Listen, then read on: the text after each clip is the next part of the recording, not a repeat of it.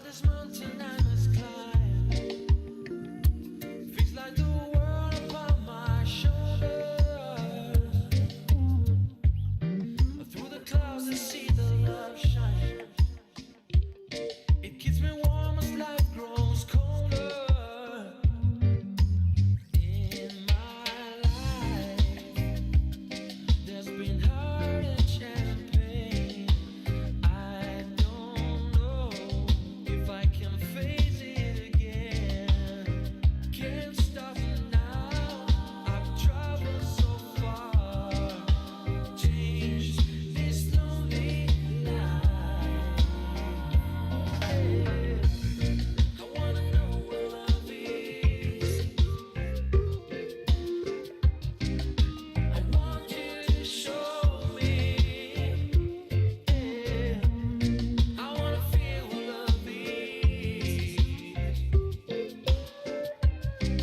I know you can show me.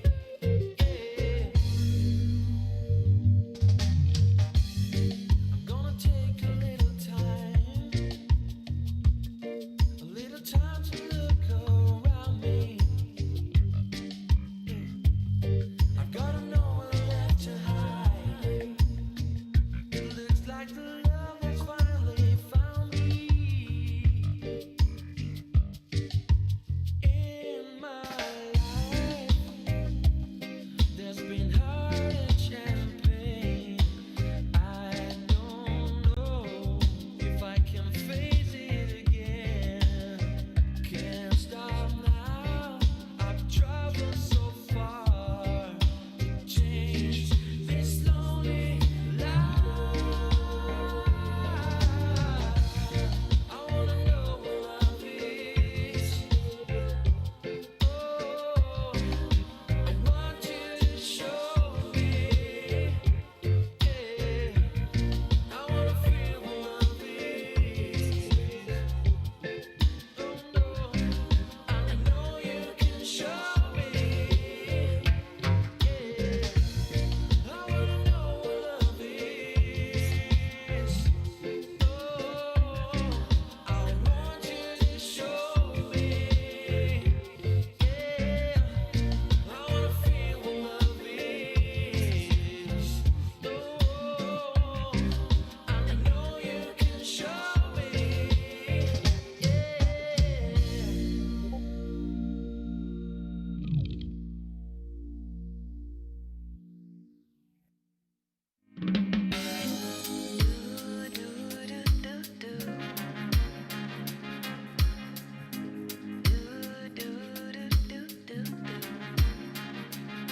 As around the sun, the earth knows she's revolving, and the rosebuds know to bloom in early May. Just as hate knows love's the cure, you can rest your mind assured that I'll be loving you always. As I can reveal the mystery of tomorrow, but if I see we grow older every day, just a soul that's born as new, don't know what I say is true, that I'll be loving you always.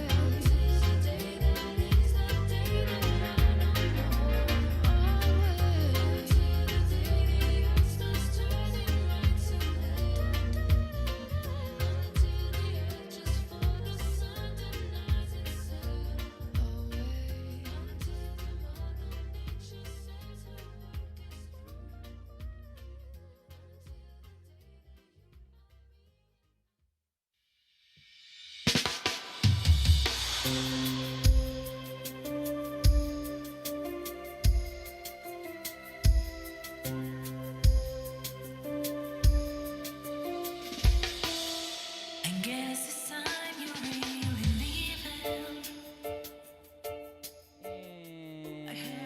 And welcome back, everybody. Northside Plug. You. Hello. We're here. We're here. We're in here. it. We're here. We're here. We're live. Hello. We're We're live. here. Hey, hello. Hello, good America. We're We're live. on Northside Plug. Good evening, America. It's a Thursday. Good already. Wow. And for all our European listeners, good evening. Or Good eve- actually, it's probably like dead of night there, but that's okay. Then happy Friday to all you in Europe, and happy Friday afternoon for all you in Australia who are listening to us, as always, because I know our Australian listening group. Have a great day, Oh, yeah. globally. Of course. Have a great day down under. All right, that's enough for the Australian. Sure. Well, we are Northside Plug, and we are here for another beautiful Thursday.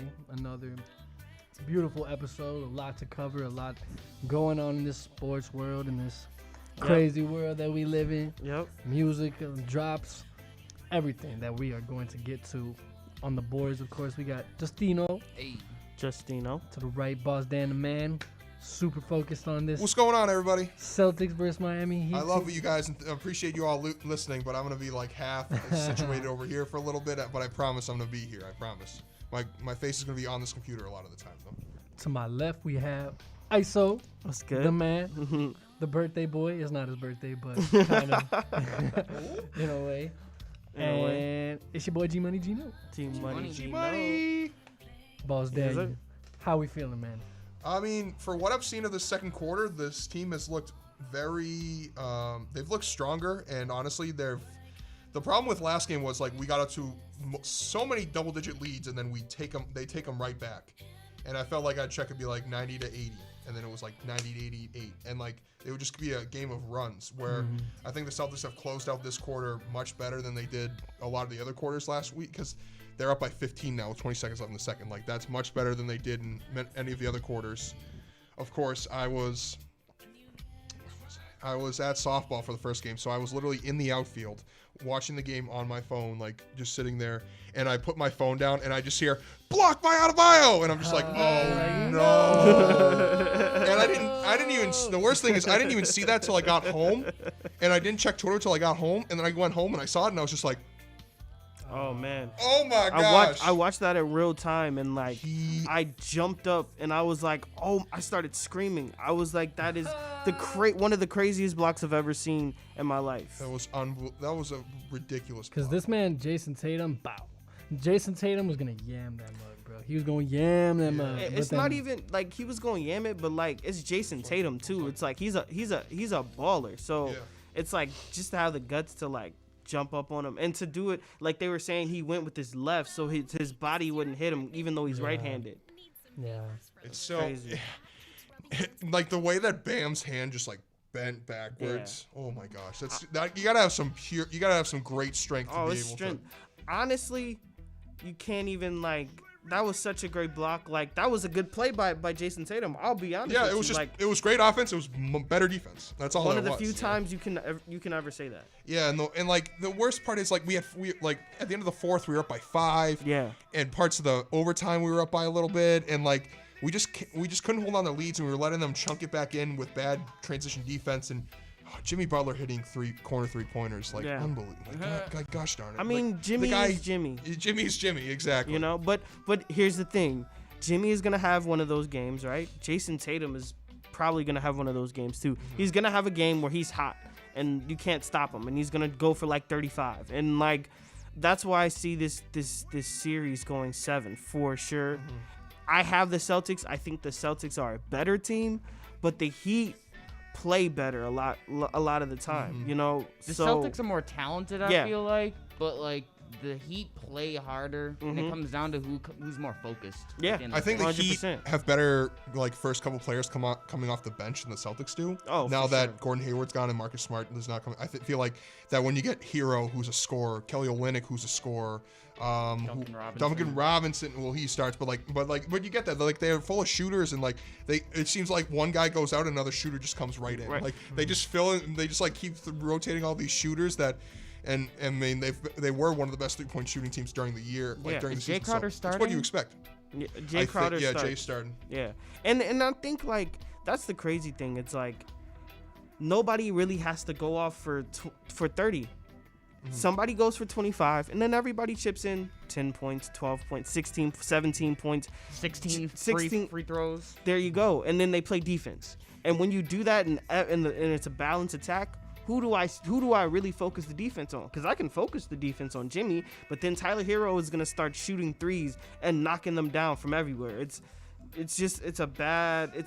sometimes like you really just have to play good team defense and just like hope for the best in those situations. I can't believe I left out Kendrick Nunn, Chicago doubt. native, Oh, yeah. coming off the bench. Kendrick Nunn. All rookie first team. Yeah. Tyler Hero, all rookie 17 coming off the bench. Andre Iguodala, who's won however many titles with the Warriors, Mm-hmm. and then Kelly Olynyk. Those are like, and then like of course you have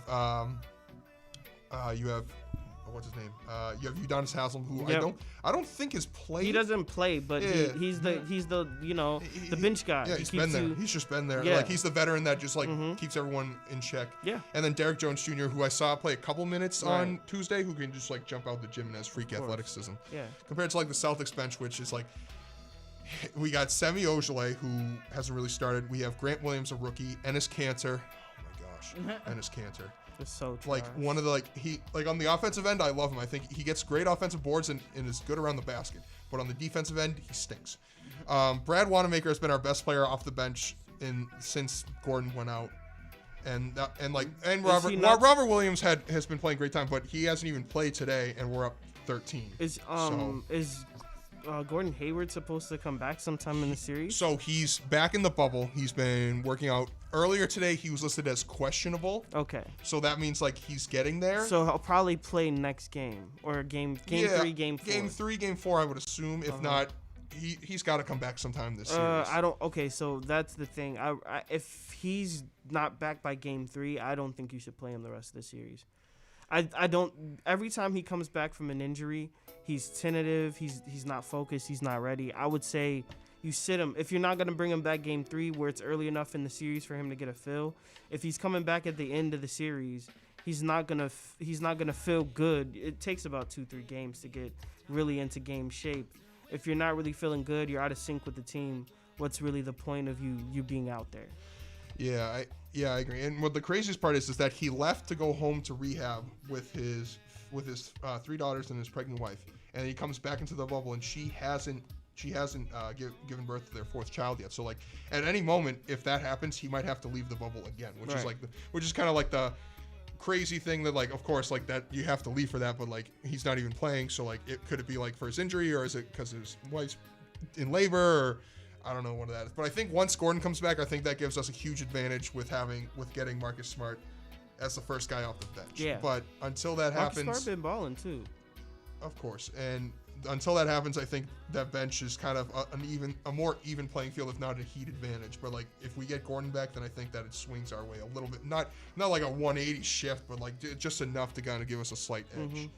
I think game 2 is definitely a must-win for the Celtics. Absolutely. And they've and what I thought needed to be done, Kemba needed to get going. He's the leading scorer with 14 at the half. See, If that's they what want to needs gain to any happen. momentum and start to shift the tides in their favor momentum-wise, especially given the fact that like the Heat are, I don't know, they're kind of like a bulldozer when they have that momentum behind them. Yeah, we'll see how I mean, so far so good. If they can continue to score the way that they're scoring, and continue to get stops, a turnover here or there makes all the difference. But the only thing is, Miami's good at causing those and creating fouls. I guarantee you someone's going to foul up before the end of the game. 100%. All right. Yeah, we're looking forward to the rest of that series as well. I'm going to be stressing out. And it's funny, since the last time we were here, You're Wait. stressing out. that was the night before Game 7. Yep, so you're stressing out. So I for was sure. stressing out. Game 7 was great, of course, Yeah. and then Game 1. Yeah, and then the week before that was the OG Anunoby. Yeah, shot. So you were stressing, It's man. been- yeah, it's been a great time to be a Celtics fan. It's also a very stressful time to be a Celtics fan. Of course.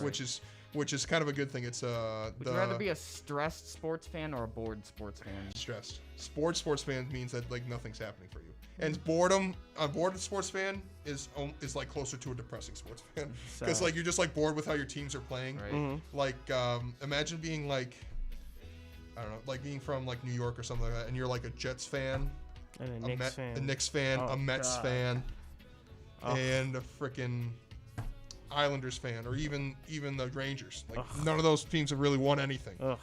Oh my Like goodness. at least in this like decade and or century rather. Yeah. But I mean, there are some cities with some tough. like Sacramento. Sacramento. Who else hasn't had a really good history or hasn't had terrible? I mean, obviously the whole state of Ohio mostly has done bad. I mean, Cleveland's won one title Right. in the past 20 years, but has anyone else from Ohio? Any other professional team from Ohio won a title? We stole No. that from. Yeah, Stole it from the Indians. That would have been the same. That would have been Yeah. the same from like same calendar year, which would have been crazy. Yeah. Exactly. But yeah, so But we came back from 3-1, right? mhm, Yep. yes, sir. Just like the Cavs Yep, did, which is even crazier. It's crazy. That was a crazy That is time true. to be in Yeah. the city. That Hell 2016. Yeah. That was nuts. We Oh, was my. going nuts in the city. I Hey, can't flex. And speaking of baseball, the first team in the American League to clinch a playoff spot, the Chicago White Sox. yeah, baby. I've been saying this for weeks. The White Sox are a wagon. I've been saying this Let's for go. weeks.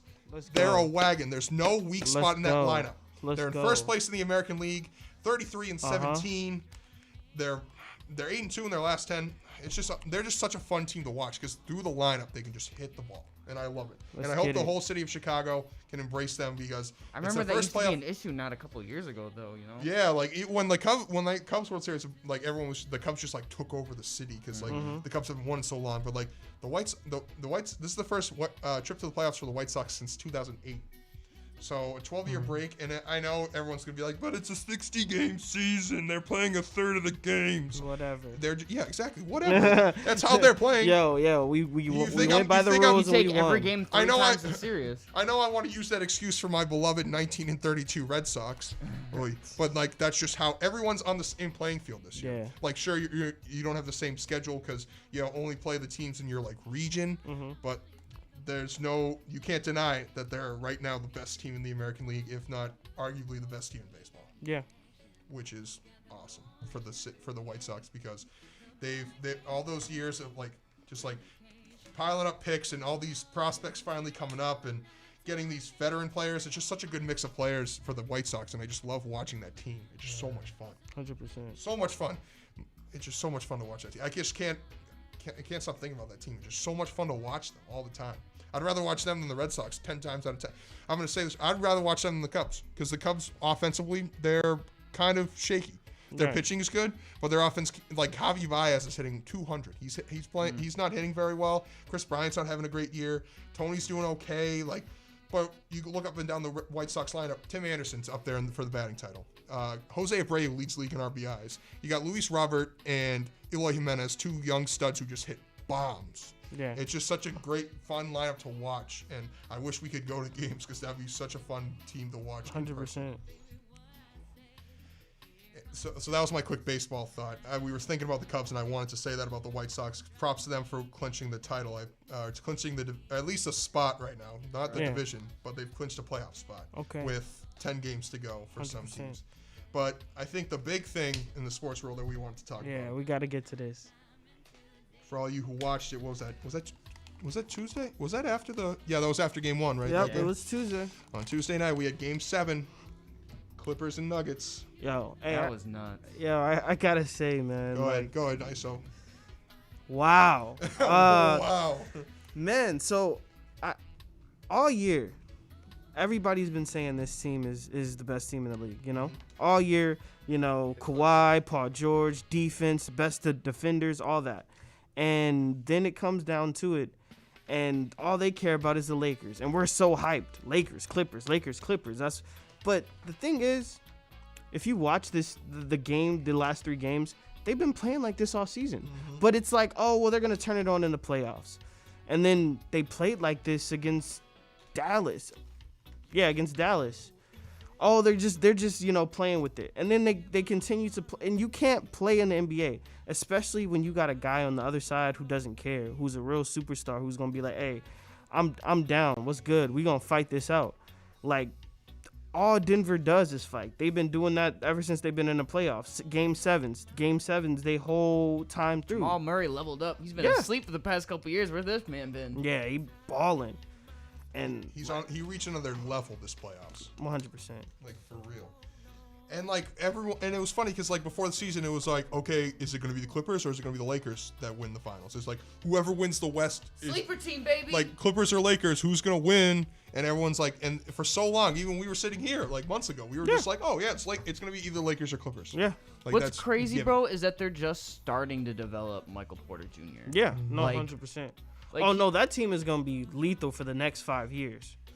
For the next 5 Like, years, that's the team basically to they're go gonna through. be like that threat that can always kind of clinch it, like the Rockets have been, Mm-hmm. and I feel like they're waning out of that now. Now D'Antoni, which by the way we can talk about where we think D'Antoni might go, but I feel like they're gonna be that team that like might be that Western threat for real. Yeah, no, they're the next team. But man, for Kawhi and Paul George to have such a choke job like that, to go 10 for 38 combined, those two stars went 10 for 38. 10 for 38. It's like you might expect that from Paul George, but Kawhi though. He went 1 for 11 in the second half. Like, how are you letting that happen? You don't hit one shot. You have 0 points in the fourth quarter? 0? The thing about Kawhi is that like he plays at his own pace, and when he can't play it at his own pace, then he tends to, I guess, in this instance, fall a little bit behind. Yeah.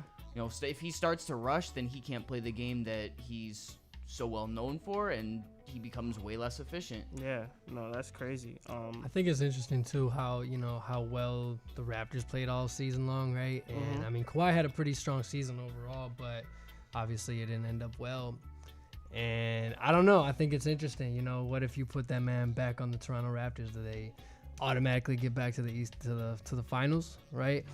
So who knows if that mix was really stronger than we thought, and maybe Kawhi, like, I don't know. You know, do the Clippers bounce back? They're gonna have to do something, make a couple changes, whatever, because obviously this doesn't work. But you got Kawhi, that's your man. So how are you gonna make this work now? You know, is Paul George still gonna be your number 2?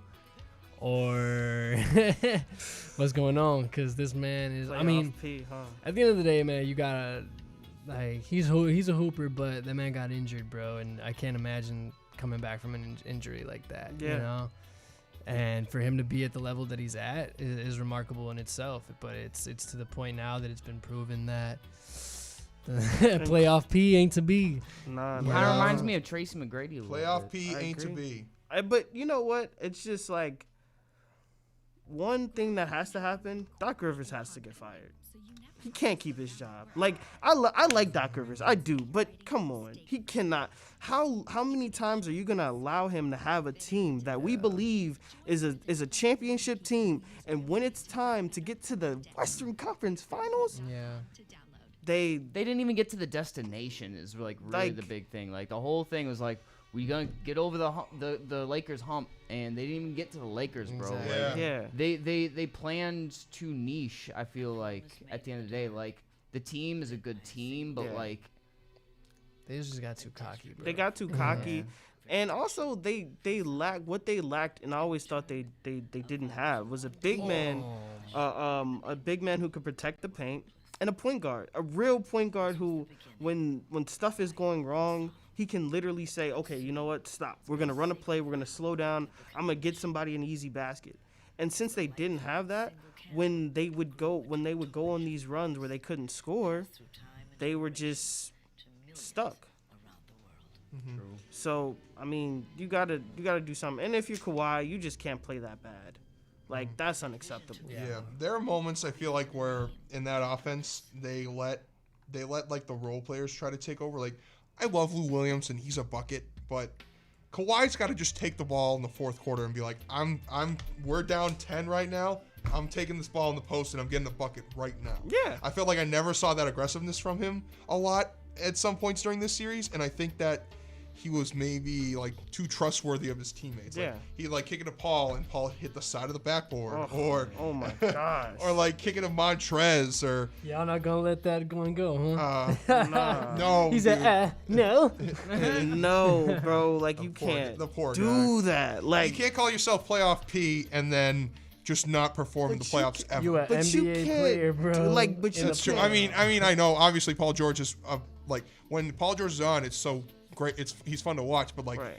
you can't make a reputation for yourself calling yourself playoff P and then just perform that poorly all the time. But in the yeah, playoffs. I mean, it's like every elimination game, this man plays like this, and it's just like you are getting paid like millions of dollars, not just to play and be effective, but to win a championship. And it's like when your number is called, even when you're not even having to be the guy, when your number is called, you never show up.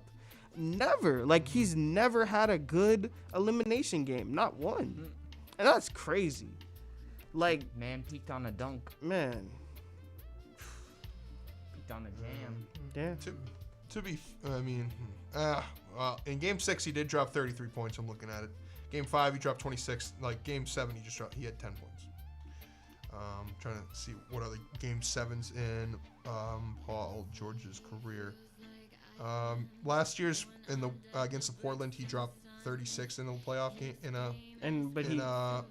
but they lost. They lost and he got, that's the Dame shot. That's the Dame shot. That's the Dame shot. Like, I didn't even put two and two and that's together. the first round. I didn't even think about that. be Damn, fair, that that's a wasn't. good point.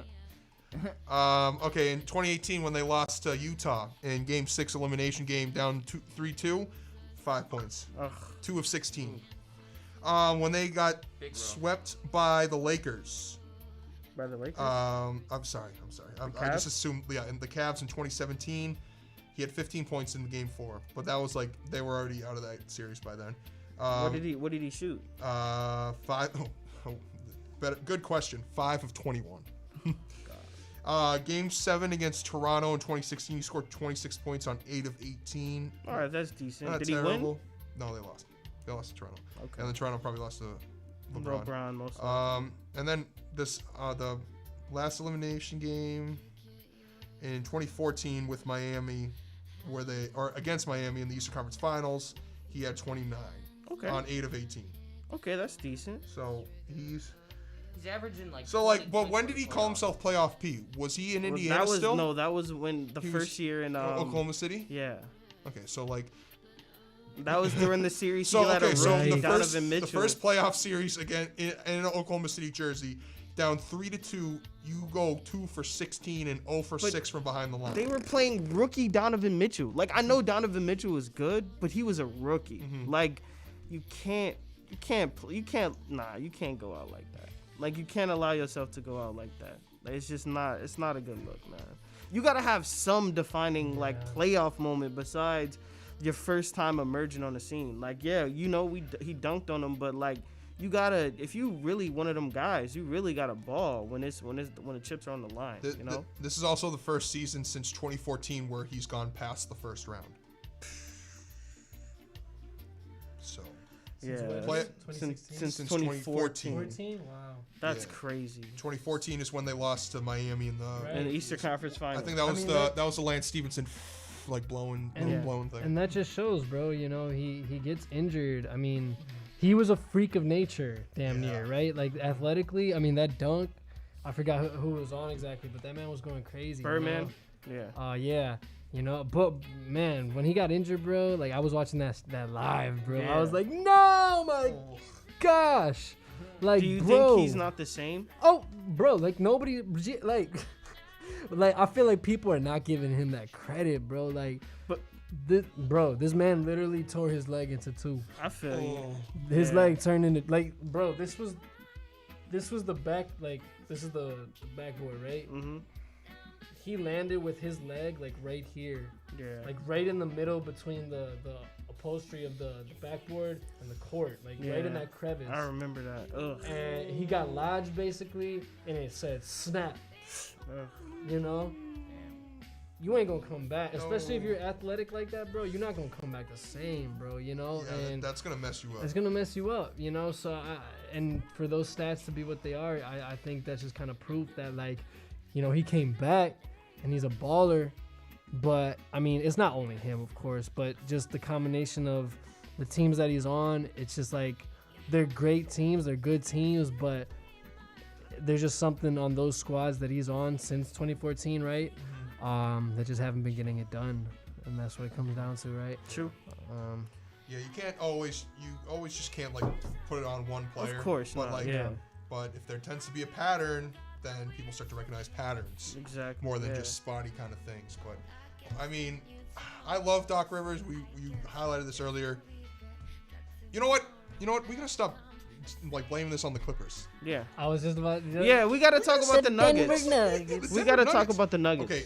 100%. All right. Justin said this quickly earlier. Jamal Murray is a problem. Yeah, no, 100%. He's like in this bubble. He's become a whole different player Mm-hmm. that scores at a high point value while still staying efficient, which is scary It's scary. for leagues. And then having him as a number 2 to Nikola Jokic, who is my favorite player to watch in the NBA because that's who I aspire to be. Yeah. And that, just a big I see man it. with smooth Boss Dan moves, Jokic. Yeah, I see but it. with the smooth passes, a rainbow of a shot, Yeah. and it's just like makes his presence known everywhere he is. Jokic might have made a case that he is like a top 5 player with his performance in his last series. And I'll tell you why. It's because no matter what you do to him, he's so smart and he's such a great player that he could affect the game in some way. Oh, you're going to double team me? Okay, cool. I have 13 assists. Oh, you're going to let some small guy guard me? Okay, I'll score, 30 if need be. But it's just like the offense, he's literally a point guard. Like there's sometimes he's literally actually bringing the ball up the floor and initiating the offense. This dude is unreal. I've never seen a player like that at that size. Maybe he's like, he's like a taller Larry Bird with better handles. Yes. That's literally what he is. He's a 7-foot Larry Bird with handles. He got a burner. He could take you off the dribble. And then he has these like crazy shots that he throws up. Like these one-leggers that look ugly and It's just that- swish. It's that European touch, like with Doncic, Yeah. or like Dirk. It's just like something about that one-footed, high arc, falling backward shot. That's just a bucket. every time. No, it's a bucket. And It's a bucket. they had nobody to guard him, and he did whatever he wanted to do. Like he dominated, and man, like that team, like Justin was saying, that team is gonna be around for a long time, and they just started to really unlock Michael Porter Jr. And They're just starting to get the top potential out of Jamal Murray. yeah. They've over, because they got knocked out in the second round last year. Like I feel like they're already overachieving. Oh, absolutely. You know what I mean? Like 100%. and they're one of those teams I feel like isn't expected to like prove anything. It's just like they just kind of do what they do, and they're an anomaly. Yeah. And it's a cool thing to see. Yeah. Especially on both sides of the of the Eastern and Western Conference, Yeah. to see two groups of teams that you just didn't expect to see at this point. And I'm happy they won, because this is what makes teams better. Getting further and further in the playoffs. And you're seeing that this is kind of, if you remember, this is what happened with the OKC team. First, they almost made the playoffs. They didn't. Then they lost in the first round. Then they came back, lost in the second round. But every series, they would win another game, or they'd be closer and closer. Somebody would have clutch plays. They'd stay in games by defense. Their players started to develop. They're young players. And then all of a sudden, you look up and they were in the finals, And I think that's what this Nuggets team will do, especially once they really develop Michael Porter Jr. and he's a better defender, because I think he just has the ability, the body type to really be a defender. He just needs to be stronger. And he has a jumper. He can go to the lane. If they refine some stuff with him offensively, that team is going to be unstoppable. Yeah, and like they're just full of talent all the way up. And I'm looking at it now. Like Jokic averaged 19.9 points. So like I'm gonna say this. They had 6 players average between 10 and 20 points. Where you can say Jokic averaged 20 points, but whatever. So they had 6 players average double digits during the season. And they had 2 guys average 9, including Michael Porter Jr. Right. And then like a couple guys around there. So they're just a deep bench. I think that's what really helped them in the long run. It's just like having a bench that you can go to and you can kind of plug in players, whether you want to throw in Michael Porter or you want to throw in like Malik Beasley or. You don't see any of these players like competing for spots, though. You know what I mean? Like you might see one person in a line. I saw a lineup in the bubble where they ran Bol first and foremost at small forward, Nikola Jokic at point guard, and then who at center? Someone at center. I think it was Plumlee. Yeah, it was Plumlee. They had Michael Porter Jr. at there. Like what? Like a huge Bro, lineup. like Bol is looking like 10 versions better than his dad. Like I'll take the 5 inches down for everything that he can do because they landed a gold mine with these young If they develop him, Bol. They still got Will Barton too. yeah, they still. If they develop him, they really develop him. Gary Harris has every opportunity to start making his mark again. Golly, they got a team. They got a team, and it's just so many people, and that's why, like, I think they're one defender, like, really locked down, because they have some good defenders, but if they have that one just pure lockdown defender that can guard like 2s and 3s a lot better, I think that if they would be the best team in the league.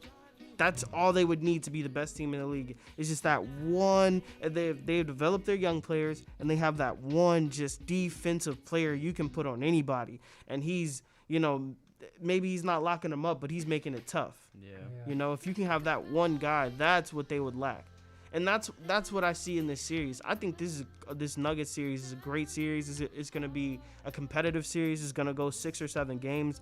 But the reason I think the Lakers prevail is just they don't have that one guy that you can at least throw at LeBron and that could do a good enough job to like slow him down just enough. Yeah. And I think this is just the LeBron series where, everybody does their role, but he's just the factor in which they win, Yeah, I agree. I'm rooting for the Nuggets. Like after beating the Clippers, I'm rooting for them hard, but I think at the end of the day, if you have LeBron James and Anthony Davis, 2 first-team All-NBA players on your team,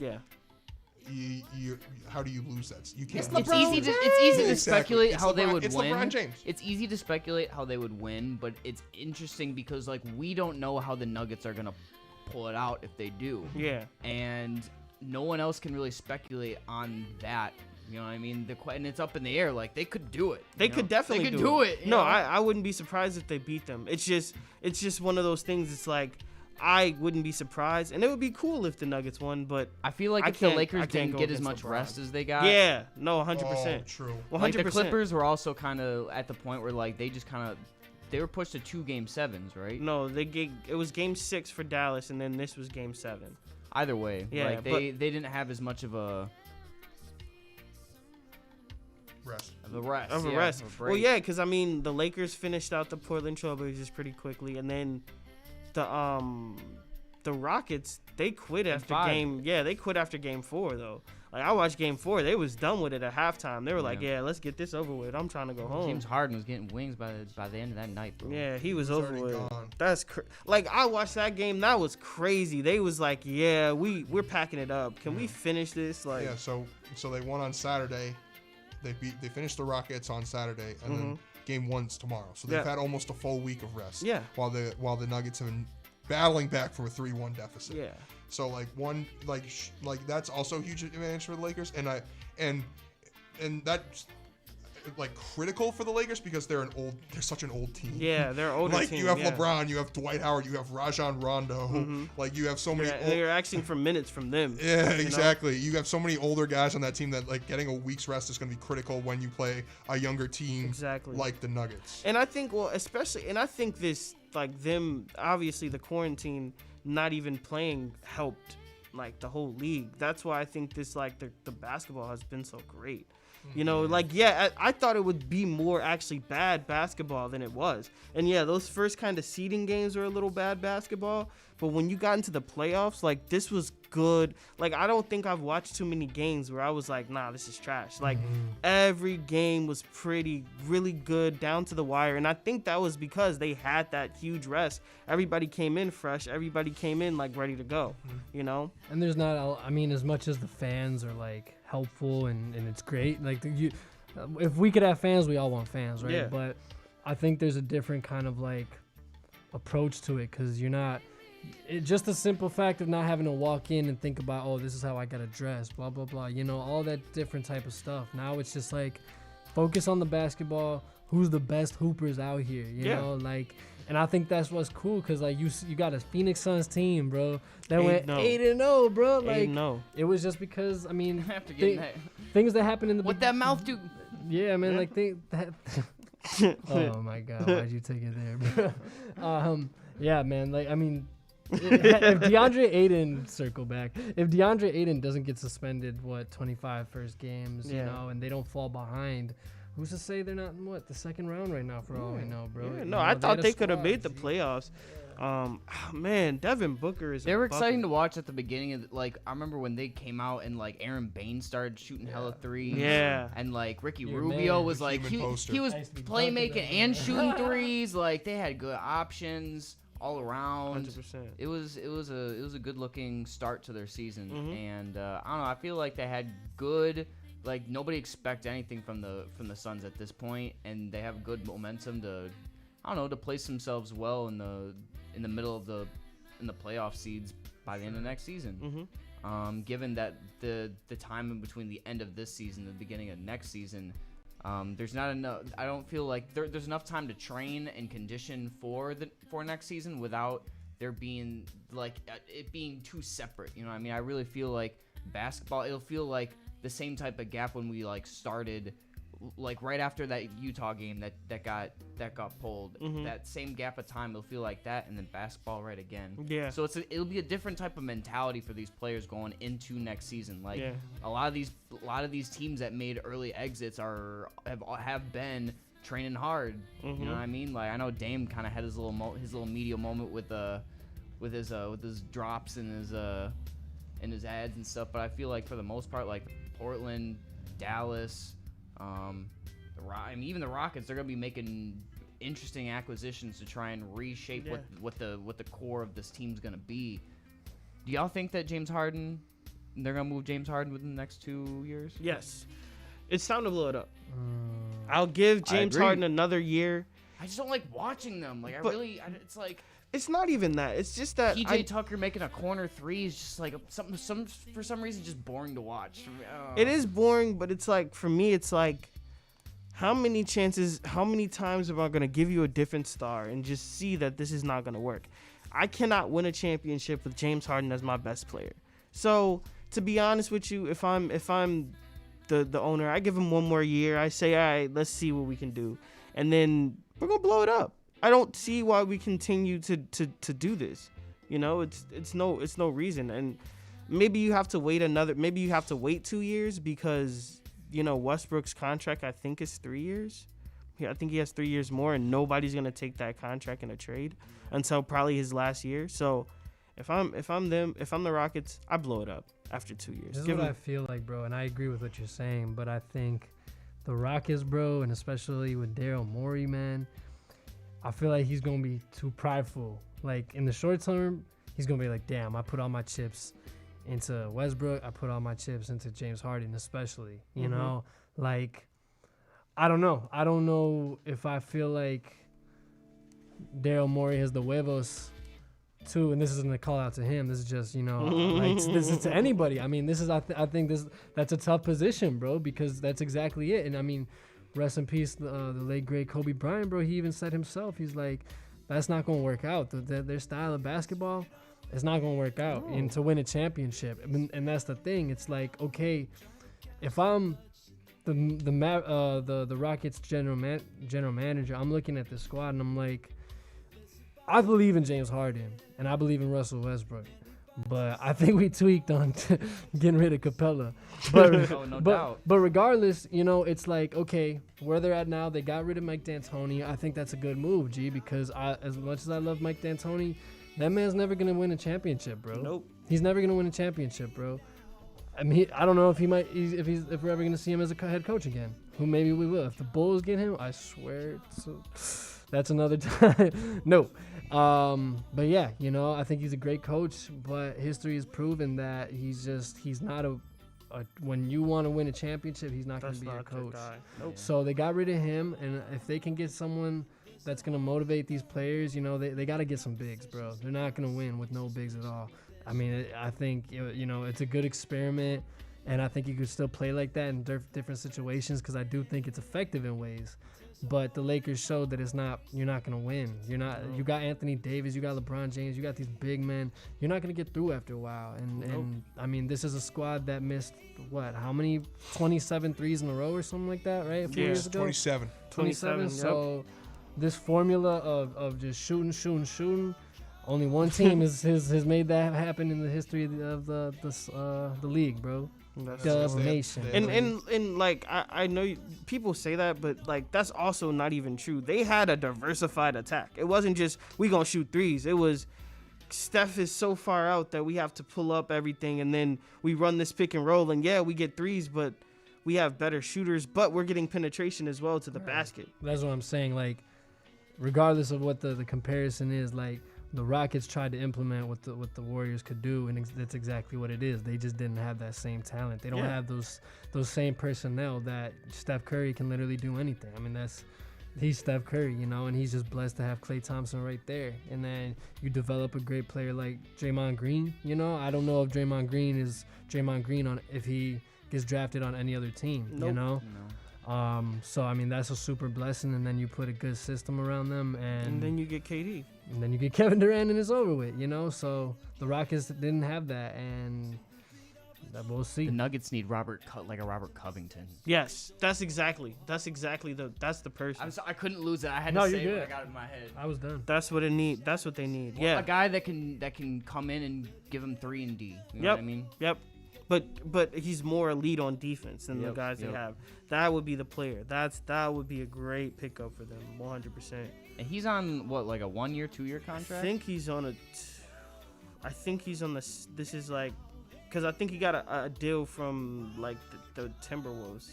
So I think this might be his like second or third year. Okay, so looking at the Houston salary cap. Mm-hmm. Russ and James Harden have the super max until 2022. Jesus. So they won't be free agents until 2023. Robert Covington is under contract until the 2022 offseason. Mm-hmm. He's only getting paid $12 million, but they're paying Russ and James Harden over $80 million over the next 3 years. Yeah. 90 plus in 2022. That's which are both player options, but you're stupid to not take a $48 million. They're definitely gonna. If you don't take a $48 million option, then that's just stupid. Yeah, I mean, then again, like that's the thing. You really, to be honest, like you really don't have a choice. I would say maybe see what you can get for Russ, but who is gonna give up anything good for Russell Westbrook in that contract? Nobody. And like, it's not even like no slight against Russ, because Russ is a great player, but there is not no team in the league that's taking wrong that. generation.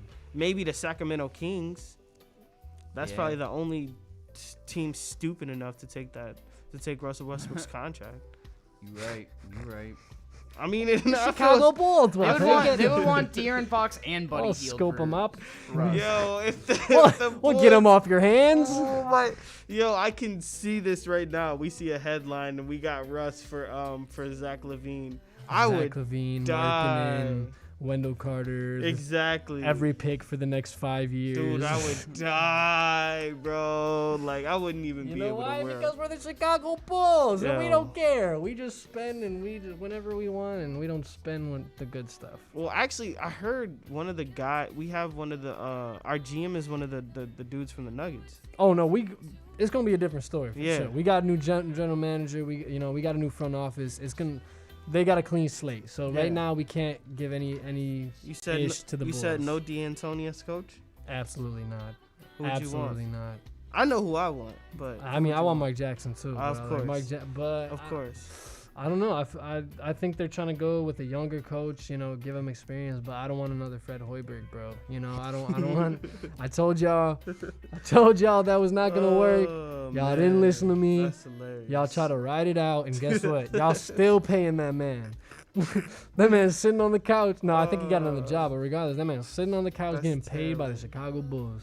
Man. And you know who else I think is still getting paid by the Chicago Bulls? Who? Vinny Del Negro, bro. Never. Nah, he can't be getting Bro, paid still by the Bulls. there's a few coaches that, bro, like are still getting, because they got rid of, you know, they cut him. Yeah. They still getting paid. still by the gotta pay Bulls, 'em. bro, yeah. I think Vinny Del Thibodeau might still be Negro. getting paid by the Bulls, bro. Yo, Thibodeau, man, I like Thibodeau, but I still can't rock with Buddy. Hey, he with the Knicks, bro. He's gonna.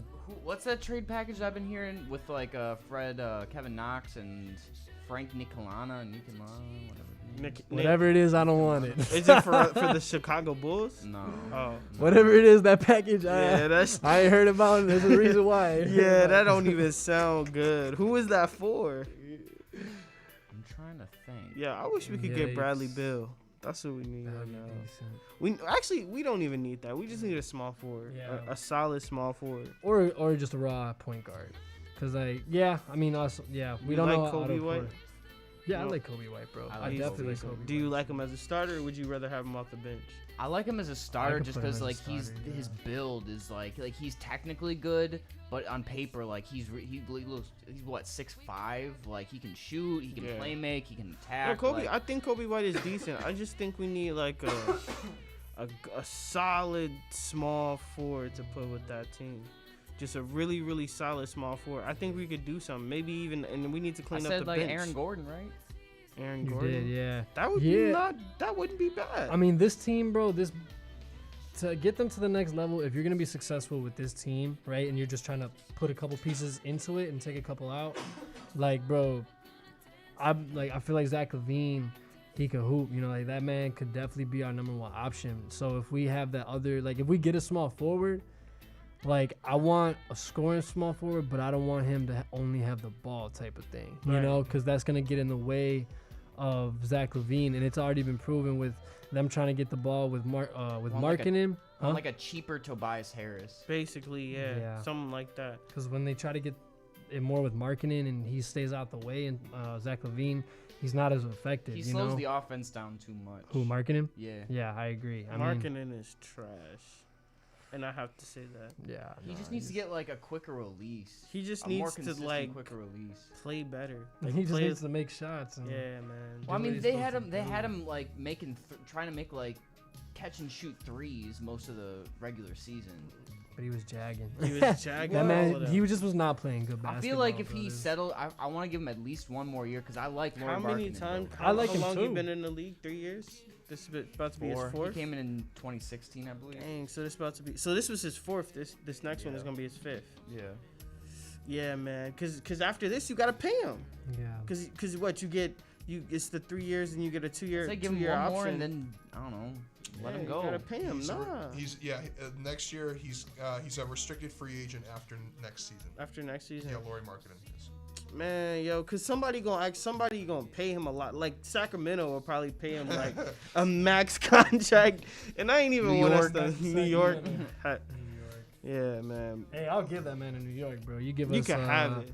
I don't even know who they have. They bro. don't. Oh, Kevin Knox. Kevin I mean, Knox. Oh, RJ Barrett. Give us RJ, RJ Barrett. Bro. I'll he take not RJ. finna. I'll take RJ Barrett. He bro. is not finna Give give me us RJ RJ. Barrett. Mark. Man, they I not don't like. finna I do would that. like RJ at the 2. I don't like him at the 3. Yeah, and no. then like I don't think he would work with Zach I like. LaVine. I'm I just like- saying, if we I get like rid of marketing, I'll Kevin take Knox RJ. at the 3. That man's 6'10". Yeah. That man's lengthy. He's kind of like a like a Jonathan Isaac, Yeah. almost. But like I feel like he's still developing his shot at the Speaking of him. professional level. Oh, how was that man doing, bro? That man went down hard. Yeah. Jonathan Isaac. Yeah. Yeah, well, I don't know. I don't know about that. There's a huge hole in Orlando right now. Yeah. I don't know. I feel like they gotta move Aaron for some other pieces. I would They take have him. to. I would take him. You stick him at the 3. I feel like that's a good solution for this upcoming year, depending Yeah. on like how the draft goes. And yeah, who are we going to draft, man? Well, we got the 4th pick, right? Yes. Yeah. Won't be topping. Oh. We be steady like drafting these fundamentally good like undersized like power forwards and centers. Right. Well, I mean, like, you know, like Laurie was there with the power, like that. It looked good, but like Wendell, it's just like, all right. But I feel like we're gonna draft another Wendell. I don't want another Wendell. Man, I wish we could have had a higher pick so we could have just picked LaMelo, man. Like that would have been the key. Like I don't know how you would have played him with Zach LaVine. I don't really care. If you got LaMelo, not saying it's to win games, but just to be exciting again. Like, yeah, Zach LaVine is exciting. He dunks a lot. It's cool. But, like, I don't really have interest in really watching him sometimes. Because it's like, to be honest, I like that, man. like, no. I like Zach LaVine, but, like, then you see the pieces that is around him, and it's just like, it just makes me sad. It's like, dang, he hooping. Yeah, he hooping, but he can't get nothing done because there's Watch us nothing draft, around like him. Anthony Edwards and then trade him away. Wait, what? That guy from Georgia. Anthony Edwards. Yeah. I think he's expected to Go number one, yeah. One? Yeah, I think he's the he's number one expected. pick. So this is a mock draft from Bleacher Report. Okay, So you got Anthony Edwards to the Timberwolves. okay. It says they're going to trade the number 2 pick, Golden State. So this is what they said, that the Warriors and the Bulls are going to swap picks so the Bulls can take LaMelo at 2. Ooh, Who's saying that? that? Bleacher Report. When is that recent? Like This is from yesterday. that's like real rumors. I don't know if it's real rumors. This but is- Talking about no, what makes this is- sense. Yeah, this is what this guy thinks is That going would to be happen. raw though. Yo, if we could do that, That'd be yeah. raw. Yeah, because I'm saying that's what we need. We need LaMelo. Like, we need that. Like, we need somebody like Yeah, that. so, we like, need what- some star Yeah, attraction here. it says took the balls lead. playmaking and setup passing could help unlock Chicago's offense, Mhm. which ranks 29th in the league. Yeah. For Chicago, staying put could mean playing it safe with, I don't even know how to say this guy's name, Denny Advisha from Europe. Oh, cool. What is he, like a 3? Off-ball scoring and secondary playmaking in the front court. His versatility would work well between Zach and Markkanen. At 6'8", strong frame, and plenty of high-level expertise overseas. Okay. He could So, be- like another Luca, basically. yeah, like that's what they're he's trying to played say. professional ball in Europe, so he has professional experience. How young is he? They didn't say his age, but I will Google him real quick. Search Google for Denny Avija. He's 19.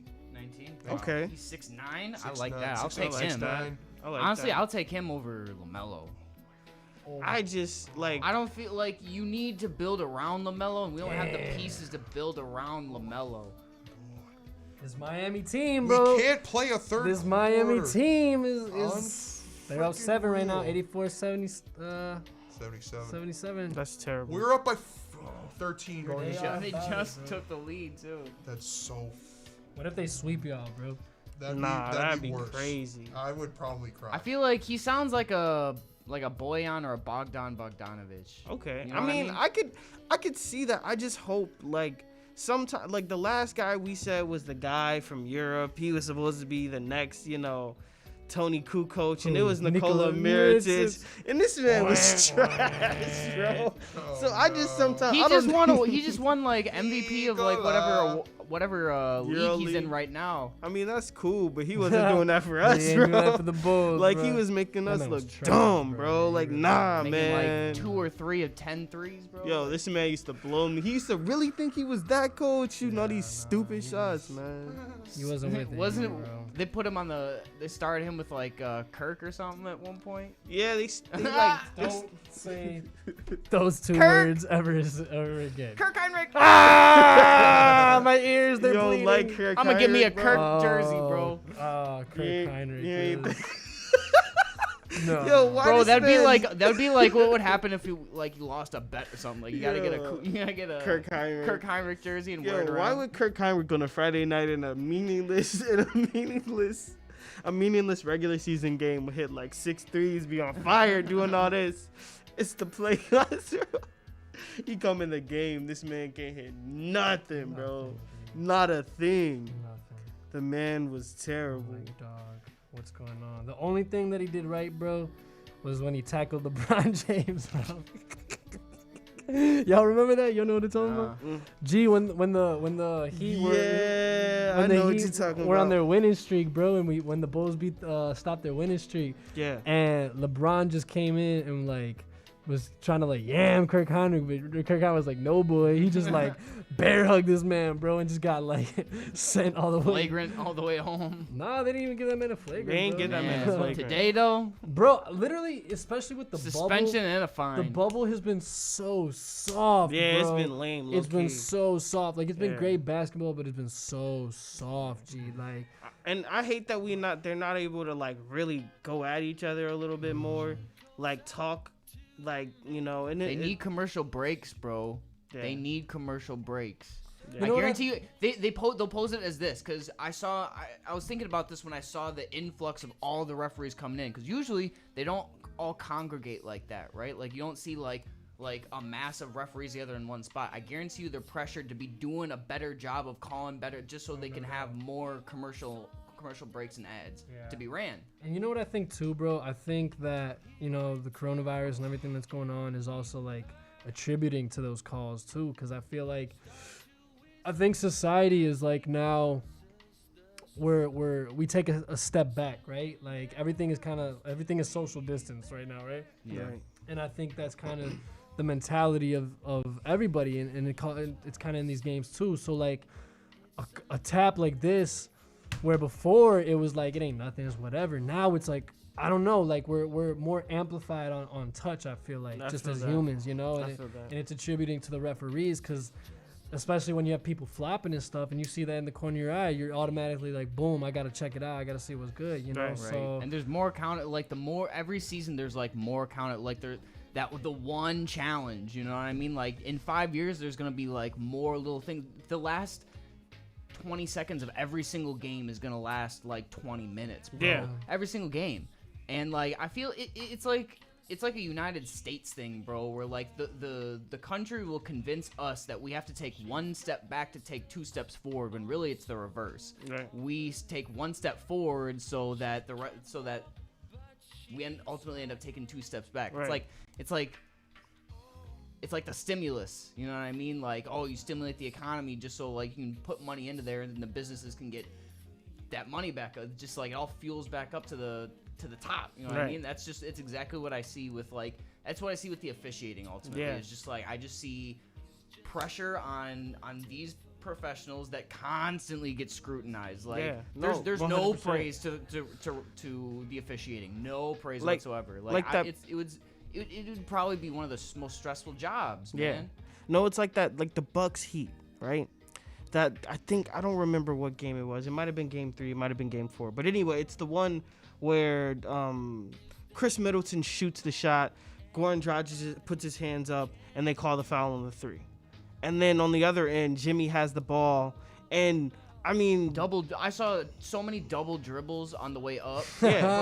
Bro, like that were not called, and then like a foul on the other side that's like extremely questionable. You know what I mean? and then the Like, foul at the end, it's like the end of the game, and you it's a tap. He doesn't even really touch him. It's literally a little touch on his side, and If I see boom, any contact, this boom, whistle that's going. a foul, and it's the end of it's the literally end of regulation. The game is tied. It's about to go into overtime, and then he gets 2 free throws to win the game after the buzzer. And I'm like, you can't end a game like you can't end a game like that. Like you can't do that. Like that's messed up. But at the same time, that first call against Chris Middleton, that was a bad call too.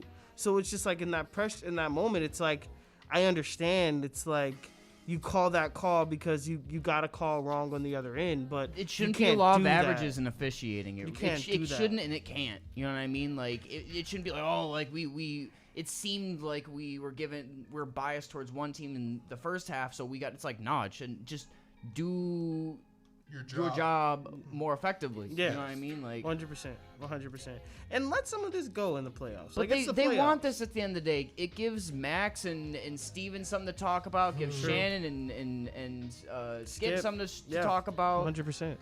If everything was clean and cut, like it would just everybody be like speculating. But they need Drama. 15-20 minutes to argue. Yeah.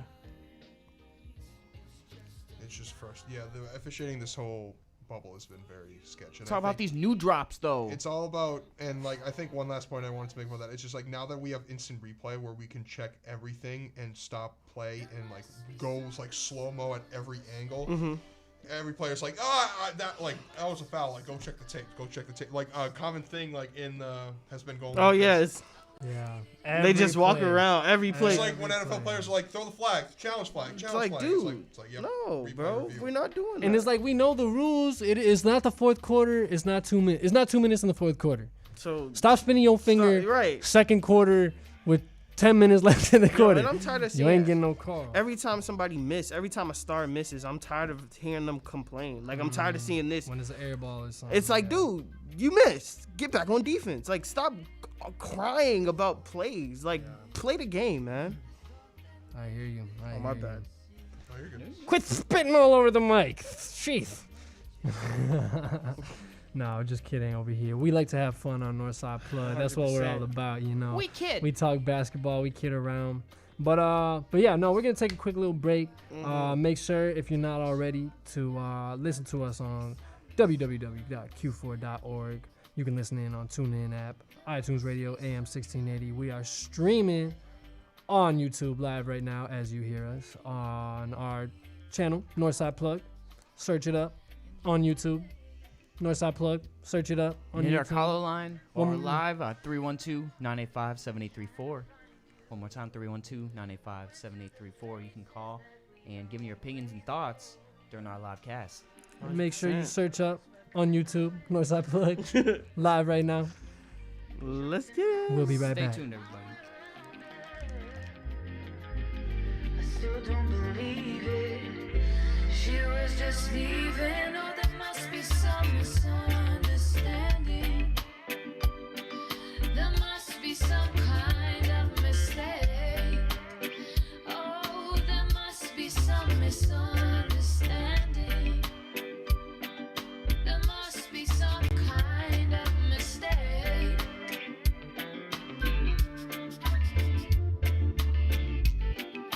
Misunderstanding. Misunderstanding. Misunderstanding. Misunderstanding.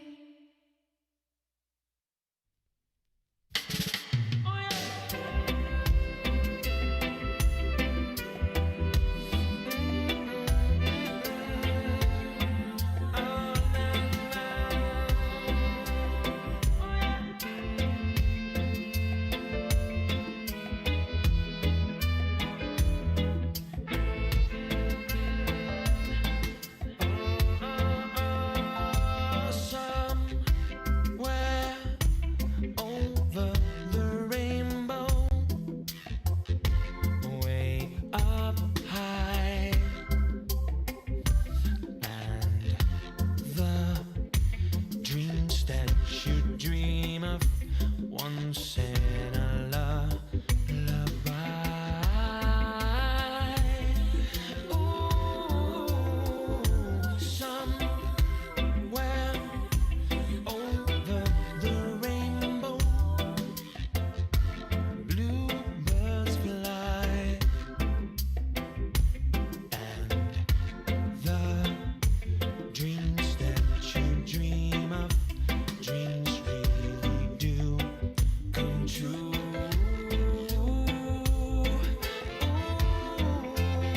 Someday I wish upon a star, wake up where the clouds are far behind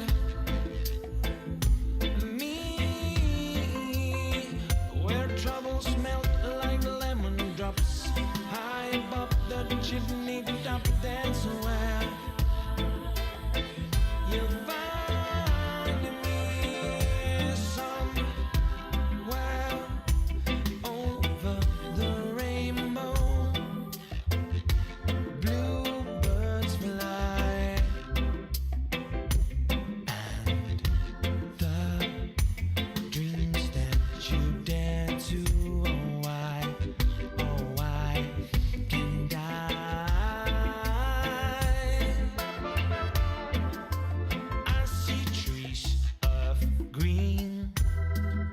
red roses too.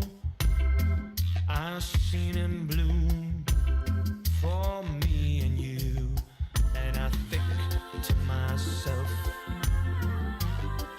what a wonderful world. Yeah, yeah, yeah, yeah, yeah, yeah.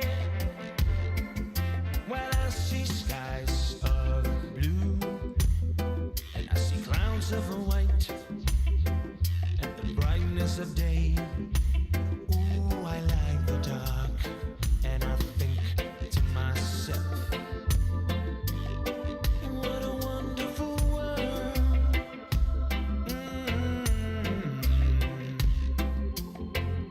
The colors of the rainbow, so pretty in the sky, are also on the faces of people passing by.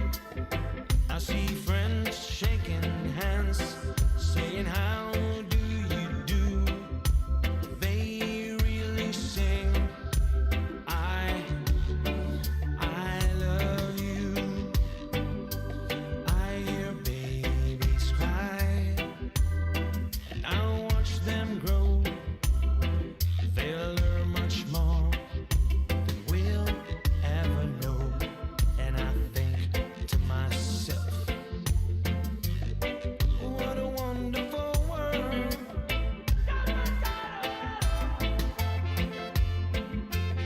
Someday I wish upon a star, wake up where the clouds are far behind, and me, where trouble melts like lemon drops, high above the chimney top. That's where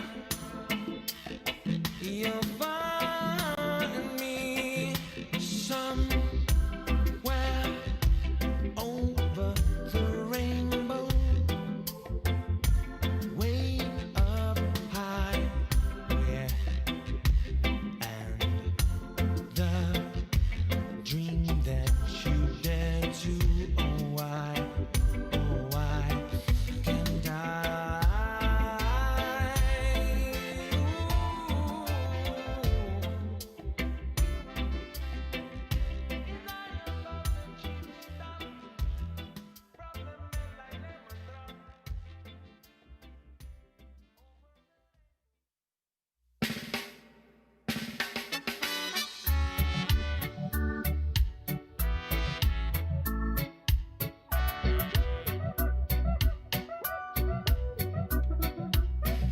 Everything's gonna be alright tonight. We're back, and we're back. And we're back. On Northside Plug, the greatest radio show in the world. Y'all funny as All right. y'all funny We're as back. hell. We're back. Make sure if you're not already, subscribe and tune in. Search it up on Northside Plug, our YouTube. Northside Plug. So we have a couple. There's a couple different directions that we can go right now. Uh-huh. What are y'all feeling? No, we're gonna stay true to ourselves, and we're gonna talk a little election, a little politics, get Okay. into it, Let's do that. and then we'll get into the fun to end out the show. Okay. 100%. So we said last week that we would do a little research. You know, we don't have to go too crazy. We don't have to make this an intimidating space right now. You know, like True. I think the best way is like we can just kind of leave it open. You know, maybe share something that we all, you know, something that took us aback, like all right or whatever. You know, whatever information you may have come across, we'll share it and then we'll discuss it and yeah. All right. So, what I was trying to figure out was who besides the president did we vote for? So, we actually vote for a person to represent the U.S. Senate. So the guy who's been in there for 23 years, his name is. I did some of my research on that too. Go Yeah, ahead. his name is Dick Durbin. And he's been in office since January 7th, 1997. So he's been in office longer than I've been alive. But basically from what I'm looking at, like I didn't know that like you could stay in office obviously that long, but like I didn't even know that like basically you vote for like a different one every year, basically. So I guess they have like a 2-year term, and so like you will vote for one person to be on the Senate this year, and then next year we'll vote for somebody else, basically. Yeah, because every state has 2 Senate spots Yeah. compared to the House, where that's based off like population and whatnot. Mm-hmm. But yeah, so like, but the thing is, that's what I was gonna touch on. Is like career politicians. Like the whole, when I know this is like, it's so weird to make these comparisons. Like when the country was founded in 1776, like. But when the founding fathers made political positions, they didn't want them to be lifetime positions. Yeah. Like George Washington was the one who set the precedent of the president to take 2 terms. Right. Like he was the one who was like only 2 terms, and then the next guy should come in. Yeah. So, like for me, like seeing a guy like Dick Durbin, who's Yeah. been in the office 23 years. Yeah. Like you really kind of try to figure out what his actual career. Like if you've been in, what else do you do? Like Nothing. yeah. Well, the thing about it is, and I'm going to segue into a suggestion that some people can take advantage of. There are a lot of little guides out there for local Congress. I'm going to specifically point to one in Chicago or in Illinois for our local elections. They have a lot of good guides for the candidates that are up there, what their party is, what they personally represent, good little like consolidated bullet points. And what's interesting about the particular about Dick Durbin is that all the other candidates are Republican. He's the only Democrat Yeah, on the he's ballot. only- yeah. All others are Republicans. So for those who are not huge fans of Dick Durbin, have to pay extra special attention to the who's other the other candidate people that are, would yeah. potentially replace him, because And I was actually looking at that too, because I was like, why has he been in so long? And then like I was looking at who's running this year against him, and I was just like, oh, okay, I kind of see why they've been, because it's like, okay, well, he hasn't really done anything, but he hasn't been bad, so let's just let him stay in there. So that's kind of crazy. So that's one thing I was learning, is just like trying to figure out who these people are, who our Senate are, who are the people we're voting for when we vote for them, and really like seeing what they are, what they're on, and seeing what their real policies are. Because though these people, the Senate, those are the real important people that make up how things are voted for, how laws are passed, and things of that nature. Yeah, absolutely. And I think it's important. I think I was trying to learn that. I didn't do as much as that, but I think it is important to know who is your Senate reps, who is your House of Representatives, like for your district or whatever, who represents. Who's your alderman for your ward in the city of Yeah, Chicago? 100%. Like that's even more important, because what like positions are even up for election this year. re-election. Yeah, Right. exactly. So that's what our goal is as a group here over these next few weeks, is to learn more. So like that Senate race, that was the thing that caught my eye too. I didn't even know a Senate position was up until I looked up this week. Yep. So like, and that's going to be the second. That's like the second biggest thing that we're voting for besides the president this year. Yeah. So like, it's so important. So for it's us important, yeah. to know what Dick Durbin does, and if he's worth staying the incumbent, or if you're going to have to go elsewhere with the Mark Curran is, I think, the leading Republican. Yeah, and that's then the there's some leading other guy. like third parties. This is interesting. One of the third party guys that I found is running for Senate. His name is Willie Wilson. He's running in the Willie Wilson Party. Yeah. He ran for mayor twice in the 2016 and the 2019 election for mayor. He had a presidential campaign in 2016 as well. So this is a businessman, heavy churchgoer who loves to give back to his community. Right. He's just trying to get a Senate spot, and he finished fourth in the last mayoral election. He finished third in the one before that. So like he has some pull, but it's tough when you're not under a political party, Right. to kind of get as much pull as course, those yeah. leading candidates. Definitely. Like a little different information that I was looking at. I was curious. I went to see more of like our 2 major election candidates. I'm just on CNN right now, but I was curious, bro, as to like what they were talking about. And I went in. I saw like they have a big page on fundraising, right? So fundraising for Biden and fundraising for Trump. That's a good thing to pull up, because where do they get all those funds? Exactly. And what I think is interesting when you compare them, give me a second. So you have different categories. So you have the campaign committee. So that's Biden for president, right? That's basically him. That's his campaign. Right. And then you have the party's campaign, Democratic National Committee, the Democratic Party. And then you have party/joint committees. So for the Democrats, it's Democratic Grassroots Victory Fund and the Biden Victory Fund. And then you have outside groups. Like, these are major groups that are helping fundraise. Right. You know, I'm sure there's a bunch of other fundraisers, but these are the major ones. So you have Priorities, USA Action, Unite the County, AB, PAC. So that's on one side. And then on the other side, and then I'll get into more of the metrics. What's it called? We have Donald Trump for the Republicans. We've got him, Donald Trump for president as his, campaign. Got the party, Republican National Committee, party/joint committee, Trump Victory, the one we all know and love, Trump Make America Great Again Committee. And then outside groups, America First Action Incorporated, the Committee to Defend the President, and then there was one more, I didn't save it. Okay, so within those categories, we sorry, give me one more sec. There's other categories. There's like total receipts, total money spent, cash on hand, and debt, right?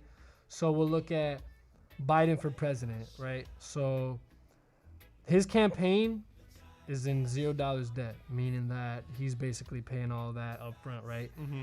He's got the bread for it. Cash on hand, $98.8 million total spent of the campaign at this. That's as of basically like a few days ago, 4 days ago, the 13th. This is as of the 13th. So cash on hand right now, $98.8 million to spend for with the budget total spending to $29.6 million. God, Yeah, so a lot of money. that's a lot of money. lot of bread. So now we're gonna compare to Trump. You thought that was a lot of money.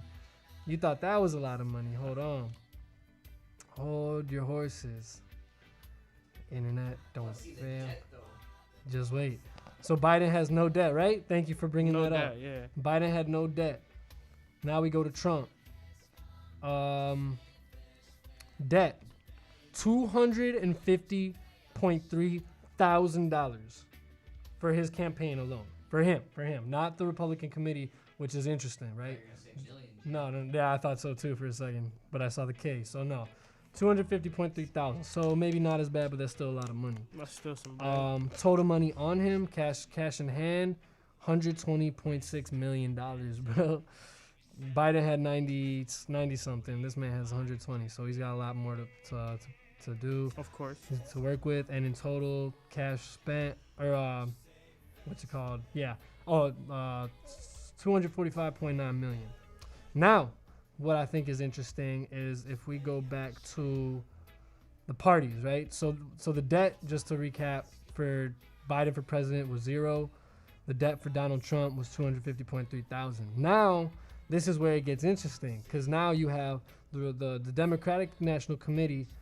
They're in $1.6 million in debt. Jeez, that's crazy. The committee, the Democratic National Committee, is in debt, right? $1.6 million. I'm gonna leave it to y'all. The Republican National Committee, how much are they in debt, do you think? Republican National Committee. Yeah. I'm gonna go 60 million. Okay. I'm gonna go 25 mil. Okay. I'm gonna say around like 25 million. Y'all are super off. You know what the number is? What? Donuts. Zero? Zero. The Republican National Committee is, as according That's to this crazy. CNN poll, is $0 in debt. Wow. Yeah. They've spent cash in hand. They have $109.9 million. Cash in hand of the Democratic National Committee, $33.2 million. So the Republican Party has a lot more money to play with, and they're not in debt. So Yeah. my question, It's not as spread out. yeah, what you mean? Like the Democratic Party, the what do they call it? The tent that they're under has to, by its origin, to like basically outmaneuver the Republican Party is just having as much under one umbrella as possible, just by sheer Yeah, I like get you. like they Yeah, can't yeah, they yeah. can't out numbers game the Republican Party because there's a like a set group, certain amount of groups with all the money, and Donald Trump just happens to be in there with Yeah. them, whereas like Joe Biden's just like the most well-funded candidate with like the simplest thesis for his whole campaign, which is like, I have the best shot at beating Trump, and that's what we needed. Like, as much as we want to say it would be a fun race to watch Bernie and Trump right now, Bernie doesn't have the money to be able to pull it off. Yeah. Straight up, it doesn't matter how many college kids you have out there. It does, bro. Straight up, it doesn't matter. Right. No, you're absolutely right. They will. It all comes back to the almighty the war dollar. of attrition. It all comes back to the almighty dollar. That's I what feel like that's it. if Donald Trump had twice as much money as Joe Biden, because he does have like a 33% advantage in terms of funds. Yeah. I still don't think that's enough. Like, I feel like there's a good possibility, and I'm gonna talk this way about our presidency the way I'm gonna talk about the finals if it was or the Western Conference Finals if it was the Clippers or Lakers. It's just like, I could see it going either way, but if it's like a 55% chance versus a 45% chance, I would say the 55% chance is probably still Donald Trump, unfortunately. Yeah, unfortunately. But I feel like I mean, well, according, and this means nothing really, but according to the poll again as of the 13th, Joe Biden is leading with 51%. Donald Trump is 43%. I love that. Yeah. Great. So I mean, recent history has shown that the polls don't really mean much. yeah. But at the same time, you wanna take the hope if that maybe that can be the truth. It's like we're like that team that like doesn't feel satisfied on blowing out a team with a 15-point lead. Like Yeah. we need like We a are- dub yeah. in order to Yeah. feel good about this. It's like You're not wrong. I'll feel relieved once we get through with this, but like I won't be surprised if we end up with like raw booty holes by the end of another 4 or 5 years. Shaved booties. Justino Cochino. Yeah. That's a cochino right there. That was Living up to the name, eh? What score? It's tie game with 2.5 minutes left. Let's go. Definitely. That's a charge. Let's go. For sure. Well, does anybody Call that else block. have any final thoughts, final remarks, final take? Oh, wait, okay. What? No, I'm gonna give y'all the opportunity, and then I'll No, finish I out have with no. what I Go, have. no. Say I'm what you're good. gonna say. Yeah, say what you want to say, All brother. right. So from an anonymous source, I had they proposed a good debate topic, Okay. and the topic was basically, the question was like kind of just in a reality check type of question, like this country that we live in, Mm-hmm. if you take a step back, are we truly like not trying to fool ourselves, right, and say that we're equal and we're unified? Like, do you believe that this country is truly a divisive country? And like, if so, is that like the ultimate fate? Is that like, can that be changed, right? So that was the debate brought about. I think, What do y'all as feel? Abraham Lincoln perfectly put it, a house divided amongst itself cannot stand. Right. Yeah. And he said that in regards to the Civil War. Now, are we reaching like Civil War levels? No, but there is definitely divide in this country. Well, I think. Go ahead. You see countries in the modern day that, you know, it's not fair to consider like first, second, third world countries, Yeah. but we still live in the modern day, and there's still certain countries that are still trying to figure certain things out. Of course. Yeah. You know what I mean? Like we are unique in the sense that we deal with our own unique set of problems that the rest of the world deals with. We deal with that first, Yeah. and then it permeates throughout the rest of the world. Yeah. And our ability to be resilient, it's like, I don't know, I feel like we've been the Team America, everybody who's lived here, been here long enough where it's just like regular people, for the most part, get it. Like 60% of the people like know how to conduct themselves as like a productive member of society. Yeah. 60% Wait, you said what was the number? of the country. So okay, and when you say I don't divisive, know about in that. what way? Like, is it a divisive country? In what way?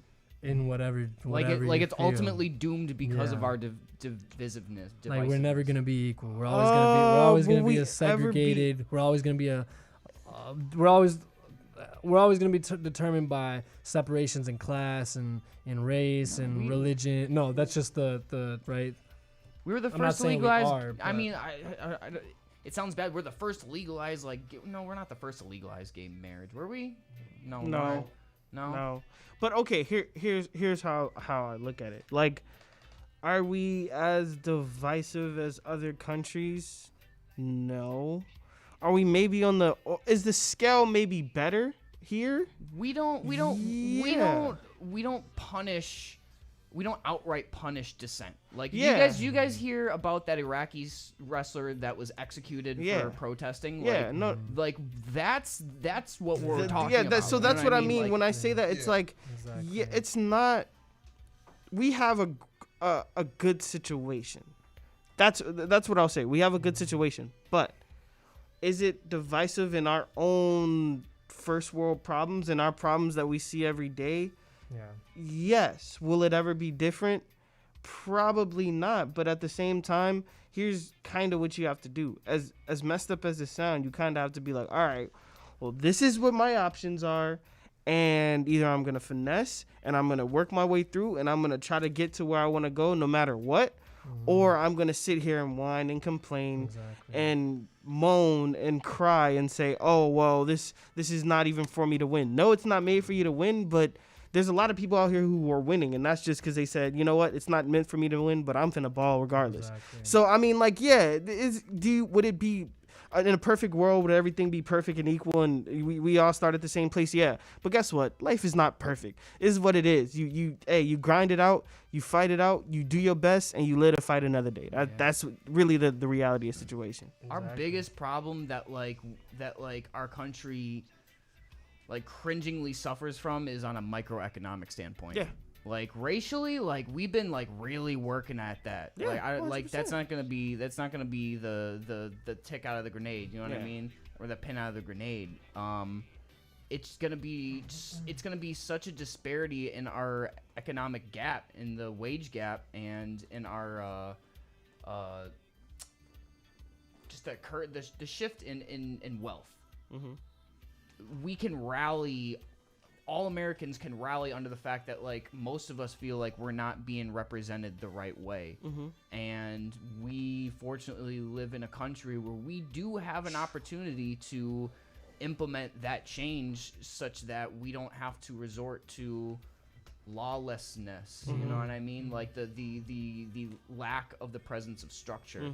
And we've had that ironed into us. Like we were the first big industrial, like we had to have that ingrained in us. Like whatever we say about the generation before us, like what made America into the well-oiled machine that it is that routine that the whole country had to adopt, and you know it permeates into our generation, and you know in a less saturated way. You know what I mean? We're not dealing with like global superpowers going at war with 100%, one another. Yeah. We just it's like a boring marriage. You know what I mean? Not a boring marriage, but it's like a marriage that's gonna last, but like it's always like the bickering. It's like, you know what I mean? Like you gotta there ain't deal with nothing some wrong stuff. with the marriage. It's Yo. just like the way that I don't know. You know, it's life. Ain't nothing perfect. That's what, and I feel like that's really what it boils down to. You get lemons or whatever, but in our case, we didn't even get lemons. It's like, yo, you got something decent that's flawed. We got lemons, but we ain't got no sugar. Yeah, you gotta finesse. You know that's. So let's take a little honey the word. Yeah. and make something different, bro. Boom. There we go. Yeah, We balling. I like it. Yeah, I like it. that's it. That's how the Arnold Palmer came to be, baby. Yes. There we go. The Arnold Palmer, the B. For sure. Well, I think that concludes our political discussion for this week. I appreciate y'all input. 100%. Make sure if you're listening in, either you or you get a friend or whatever, call 312-985-7834 or hit us up on Instagram, Facebook, Northside Plug, email northsideplug@gmail.com. Yes. Get in contact with us, tell us what you think, give us any information, whatever you feel may be helpful if you want to share, all that. So definitely, I think we will take one little more break, gather our thoughts, and then we got a lot of new drops, exciting drops to promote. So we will be right back on Northside Plug after these beautiful tunes that you listen to. Good times. No, they have their own hiding place. Well, I can promise you tomorrow, but I can promise yesterday. And baby, you know my hands are dirty.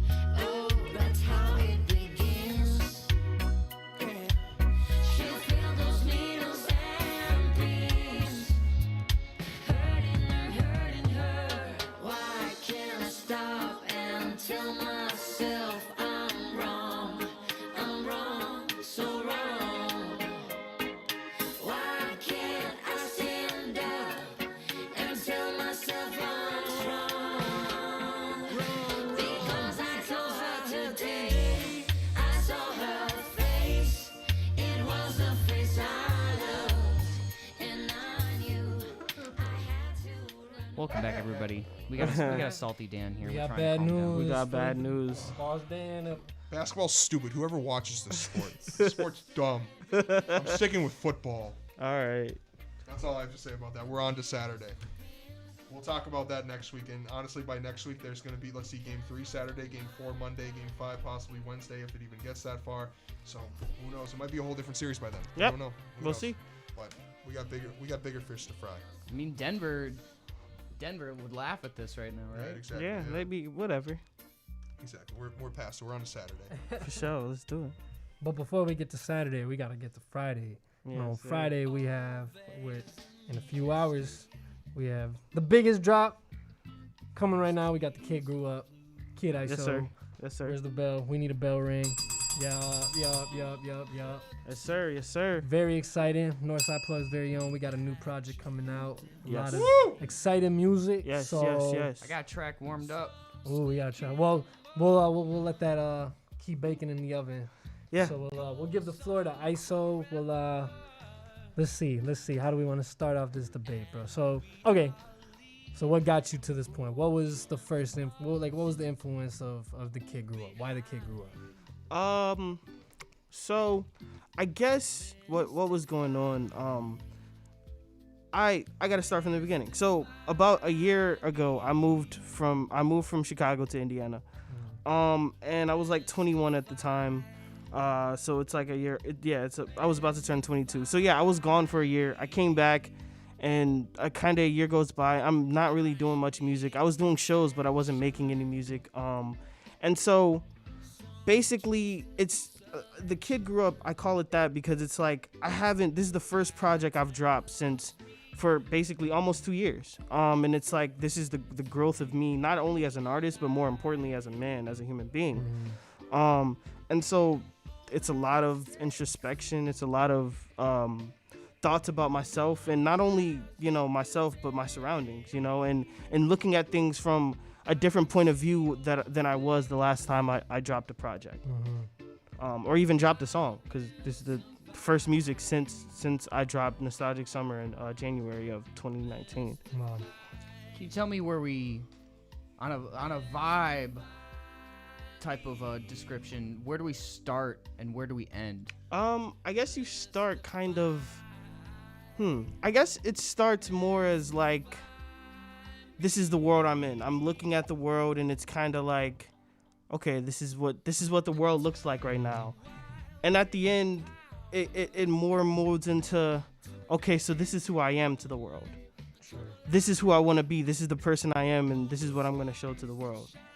So it's a project about perspective. Yeah, about personal perspective of myself, and then of course, like I said, the world around me. And this whole project was made during quarantine. So this whole thing was in quarantine when we could only like go to the studio too deep, and it was just kind of like, wow, like I'm watching, obviously the coronavirus, we see how that goes on, but then all the racial things, the police brutality, everything going on around me, and it's just like, wow.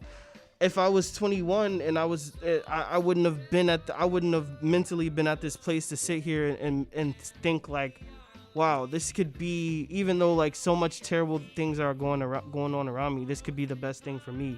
You know what I mean? And so, it was just like me really, like I said, the Kid Grew Up. It's me growing up and really like growing up as an artist, and like I said, growing up as a man. It's a coming of age project. Exactly. For sure. Yeah. What can we expect in terms of the production, sonic-wise? Okay, so sonically, it's more melodic. It's slow. I think that I really discovered a lot what I could do with my voice, singing-wise in this project. Obviously, still, there's the production is probably the best part. You're gonna hear some G Money G Note. You're gonna hear some produced by Dunk. So it's just like, these are a lot more of the beats are beats made by people who are close to me, so they can kind of hear the sound that I have, and they know the sound, and so it's more just a vibe, You turn this on, it's a vibe. It's home cooked. It's a home cooked meal. Yes. Indeed. Indeed, it's gonna be exciting for sure. Yes. I'm excited for y'all to hear some of the beats I cooked up for sure. Yes, That'd for be sure. cool. And the one thing that was like cool for me was this is the first project I had where I didn't have any features. No. So for me, it was kind of just really looking at myself and saying, okay, what can I do to create a song? And then how does this song fit into the process? So, I mean, if you've ever listened to any of my older stuff, which I encourage you to do, it's on SoundCloud if you want to do that. Search up Kid ISO. I think what's beautiful about it, if you have listened to those, are you really see the steps I've taken to be the man I am today and the artist I am today. And obviously, have to thank obviously the people in this room for being there and helping, and everybody on the team for supporting. So drops tomorrow everywhere, streaming everywhere. Well, it drops at midnight, so in a couple hours, streaming everywhere. Go check it out. It's gonna be a bob. It's gonna be crazy, and we got some videos coming up, and Kid grew up, man. A lot coming up. How do you feel about playing that single? I'll play it. Play that single for us.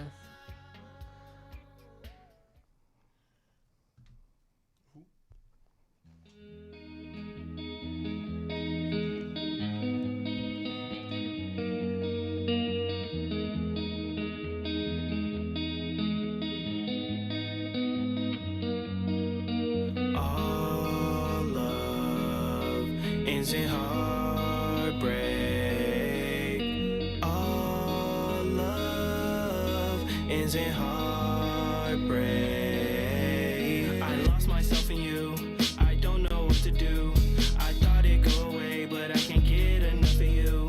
The love you said you had for me, I hope that it was true. You said that we're too toxic, but I'll be toxic with you. You said you wouldn't leave. You said you wouldn't go, and I don't know if I can take you walking out that door. Baby, you completed me. You said we always be. Don't tell me that you love me. Keep those lies you're telling me. Depressive and obsessive, guess it wasn't meant to be. Writing all these love songs that you'll never get to see. I hope that I forget you when I drink this Hennessy, but I know that you'll live forever in my memory. All love ends in heartbreak. All love ends in heartbreak. I thought that we grow old and make a new life in Peru. You said that you would stay with me and sleep under the moon, staring at the stars and making love each day anew. I can't believe you leave me when I gave my heart to you. But now you have to leave, and now you have to go. Baby, please don't leave me, don't you walk up out that door. You looked at me and said, I'm too much in my head, cause I just couldn't take it if I were living and you were dead. All love ends in heartbreak. All love ends in heartbreak.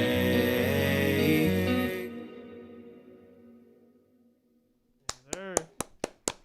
Thank you. Excellent, Yes, excellent. sir. I can see what you mean by all the melodies. Like that hook was. I like that hook. That was a beautiful hook. But, are a lot of like, do you get a lot of other people to do hooks, or do you like to do your own hooks? How do you usually go about that? Hooks. I like to do my own hooks. There's sometimes. I mean, it's kind of.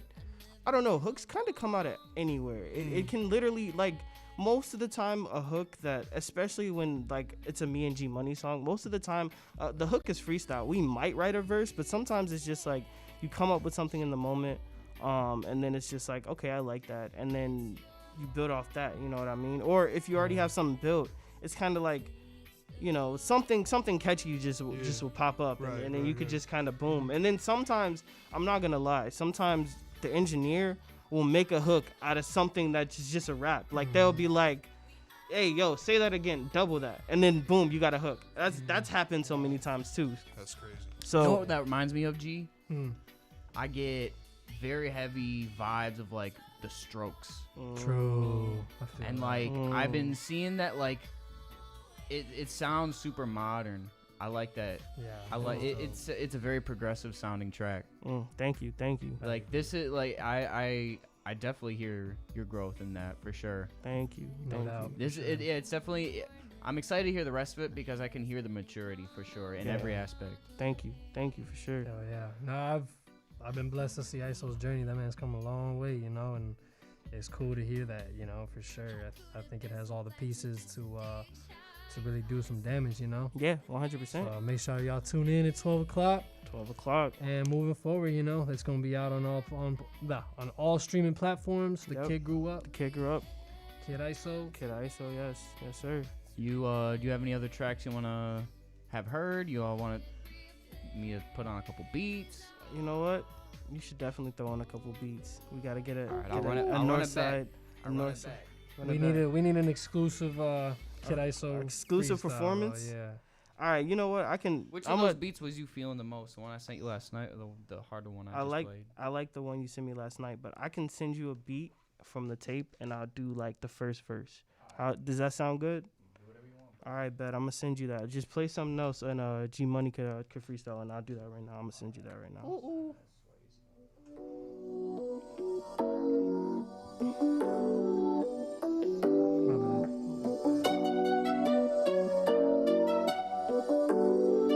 Yeah. Justin gave me something to eat, so I got a feast. Gotta show him it's me, it's young Gino.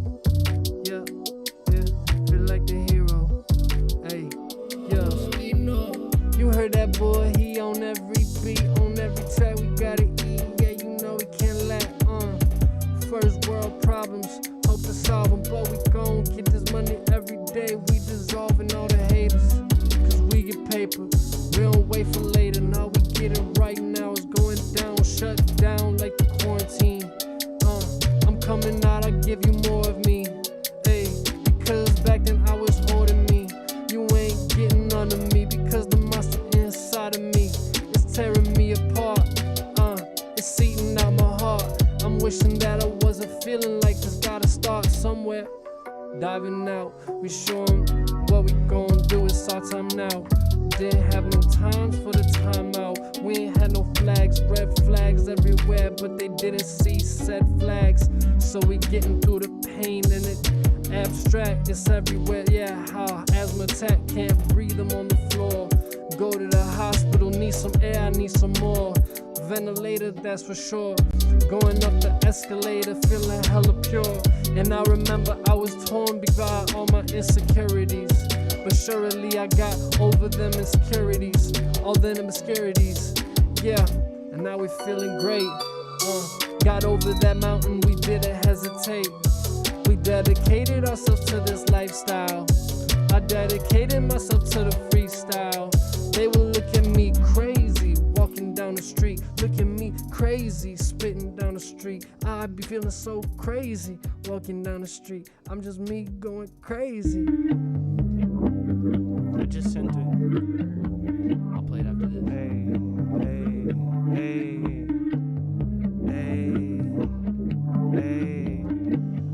Hey, the kid grew up. Y'all know what's up. I'm turning up.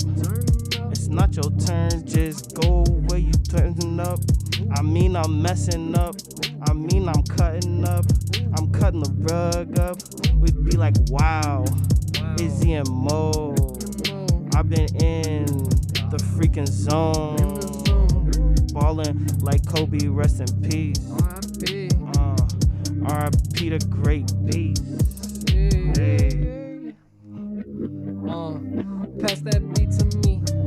Pass that beat to me. Yeah, I loop it, alley-oop it. Yeah, I scoop it, going stupid with this music. I'm so ruthless, they was clueless till I got out here. I'm doing what I said I'd be doing ever since I met Justino. We been coming up with this music, we going cochino. We so nasty, yeah, we nasty. The way we rapping, I'm scrapping. I gotta get my name up in the rafters.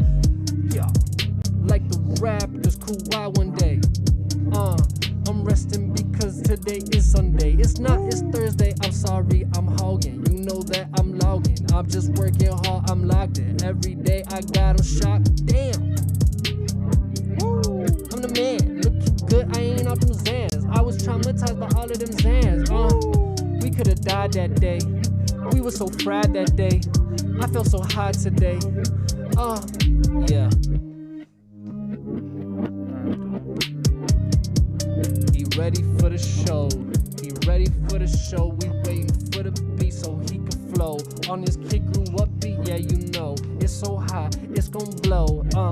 It's so toxic, she's so toxic. Yeah, she rock with me. Yeah, we be poppin', we been poppin', but you gotta pay that fee. If you want me to spit that free, because this is not free. No, it's not. Cause it's not free. Justino. Hey.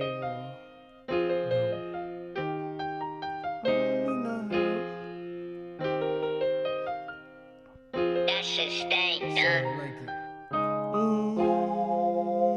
Help. I don't need help. I don't need no help. Hey. I don't need help. Got some bad addictions that don't help. People left me, had to do this by myself. Quarantining and I thank God for my health. The devil tried to get me, but he fell. So now I'm cooking in the stew all by myself. Yeah. I don't need no help. I don't need no help. Hold up. I found a money tree. I need a pay increase. What came over me? We made a symphony. I found a remedy. Myself is who I need to be. I be dodging hate like Ali, baddie from Bali. It don't matter who y'all be. My money tall like Yao Ming. I survive. Brother, I'm alive. Summer canceled, but at least we got alive. Summer canceled, but I made some heat inside.